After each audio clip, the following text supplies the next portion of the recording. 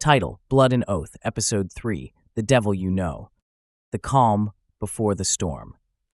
They say the quiet before battle is worse than the battle itself, that the waiting, the slow realization that your life might be measured in minutes is what gnaws at you the most. I never understood that before now. But as I sit with my squad, crouched in the thick, humid jungle of Tarkus 9, gripping my med kit like a lifeline, I understand it all too well. The air is thick, not just with humidity, but with tension. The jungle around us is alive with distant calls of alien wildlife, but the only sounds within our formation are quiet breaths, shifting gear, and the occasional nervous cough. The Marines around me sit in silence, checking their weapons, watching the darkness ahead. Tarkus 9's heavy gravity makes every movement feel sluggish, every step just a little more exhausting. Even after our drop, I feel the weight in my bones. Sergeant Grayson kneels beside our corpsman, Doc Hayes, going over the plan one last time. We're to advance to a Zorvax outpost, disrupt their supply chain, and exfil before they can rally. Simple in theory, but nothing in war is ever simple. Stay sharp. We hit them fast, hit them hard, and we're gone before they know what hit them. If things go south, fallback point is Delta Ridge. We move as a unit. Nobody gets left behind. I swallow, gripping the straps of my med kit tighter. Nobody gets left behind. That includes me, right? My eyes wander to the jungle canopy. Among the thick, twisted branches, I spot the bulbous shapes of Tarkus spore pods. Large, swollen, and covered in a brittle shell, they contain a fine yellow pollen used by the locals to cultivate highly nutritious bread. But in the wild, the pods are dangerous. Disturb them, and they erupt in a toxic cloud that can suffocate anything unfortunate enough to inhale it. I make a mental note to stay clear of them. The ambush. The first shots come from the trees, a high-pitched screech, followed by searing energy rounds slicing through the thick jungle canopy. The Zorvax are waiting for us. Before I can process it, the world erupts into chaos. Marines dive for cover, weapons firing in response. Bark explodes from trees. The air fills with the acrid scent of burning foliage. My instincts scream at me to run, to find shelter, but I force myself to stay low, moving between the squad as planned. Then, a cry of pain. My head snaps toward the sound. Doc Hayes is down. A plasma round has torn through his side, the fabric of his uniform smoldering. I hesitate. This isn't a drill. This isn't training. My hands tremble. But if I don't move, he dies, and I will not let him die. Crawling through the mud, I reach him, pressing my hand to the wound.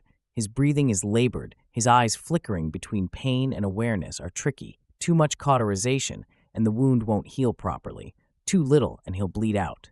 I fumble for my med gel, applying pressure as I scan the battlefield. The squad is pinned down. We are outnumbered, and I am the only medic left. Talik, you gotta take over. Take over? Me? I was never supposed to be the one in charge of saving lives, just assisting. But there is no one else. I nod, swallowing my fear. I won't let you die, Doc. Hold on. I start working, ignoring the firefight around me. The ground shakes as something explodes nearby. I can hear Grayson barking orders, see Marines repositioning. I block it all out. Right now, Hayes is my mission. The Spore Cloud Gambit. With Hayes stabilized, I move to assist another Marine when I look up and see them. Dozens of Tarkus spore pods hanging from the branches above the Zorvax ambushers. My mind flashes back to the earlier briefing about the pod's explosive pollen.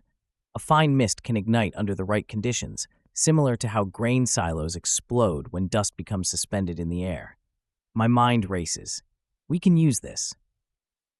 Grayson, the pods, shoot them. Grayson barely hesitates before barking orders. The Marines redirect their fire, aiming at the spore pods above.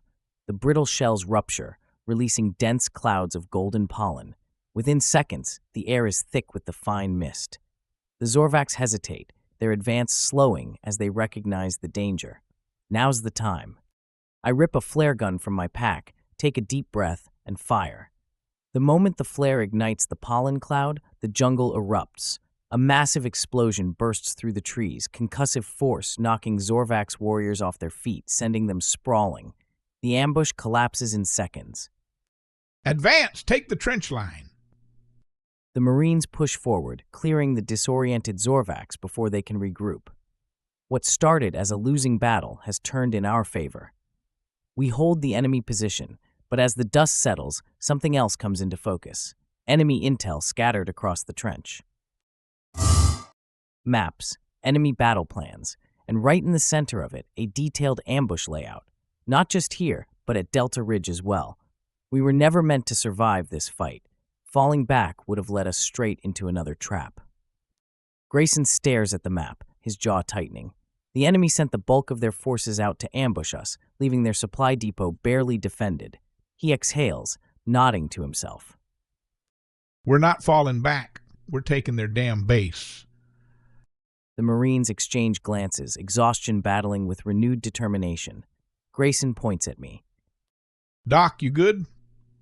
I meet his gaze, feeling the weight of the moment. I nod, I am ready. Capturing the Po. As the battle erupts, I stay behind the front line, tending to the wounded. The fight ahead is brutal, nothing like the calculated, efficient strikes of my own people. Humans fight with raw aggression, using cover only when necessary, pushing forward relentlessly. It is terrifying. It is awe-inspiring. Explosions shake the ground, muzzle flashes lighting up the night. I work quickly, sealing wounds, administering painkillers, stabilizing Marines so they can keep fighting. Every second counts. Then, a call over comms. The depot is secured, the gunfire dies down, the battle is won. I move with the squad inside, where we resupply medical gear and seize alien technology. Grayson surveys our spoils and then looks at me. You held your own today, Devil Doc. I nod, exhausted, but determined. Devil Dog is a term I've heard Marines call themselves. I'm not sure what the cultural reference is, but it seems to be a term of endearment. Devil Doc is new, though. I think I like the sound of it. Thank you for watching Episode 3, The Devil You Know. Click like and follow or subscribe to get more videos like this. Be sure to check out the next videos in this 8-part series.